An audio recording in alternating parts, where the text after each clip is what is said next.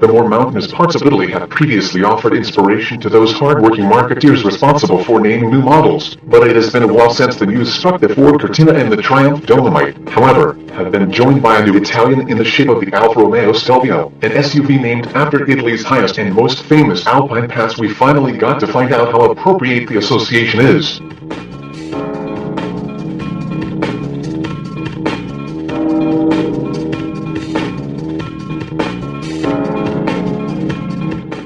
This should have happened sooner. Alfa wanted to hold the first press launch of the Stelvio on a route including the 45-foot-high Passo dello Stelvio earlier this year, but unseasonably late snow nixed the plan. In the meantime, we drove the US Spec Stelvios in Tennessee.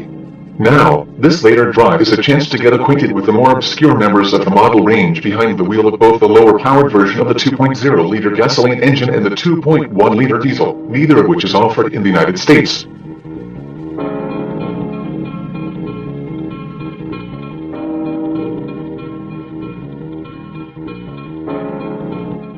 Environmental beauty and mountains too. The Stelvio Pass's position at the edge of Italy, nestled up against both Austria and Switzerland, means that getting there is always the biggest component of any road trip involving the location. We picked up the cars in Milan, meaning a 3-hour trip along both the Autostrada freeway and the smaller roads that ultimately carry us to Bormio, a small mountain town that guards the southern end of the pass. It's an excellent chance to experience the 178 horsepower diesel inline-4 that powers the rear-wheel drive entry-level model in Europe.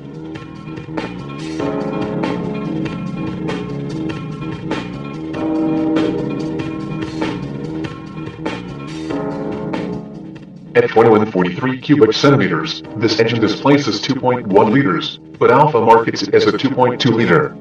This uses the same aluminum block and head, direct-injected engine that powers most Europe market versions of the Giulia sedan, although the Stelvio doesn't offer the sedan's manual gearbox, instead coming with an 8-speed automatic as standard equipment as you would expect. This engine is a slugger rather than a sprinter, with the most telling statistic being the 332 pounds FT torque peak arriving at just 1750 RPMs.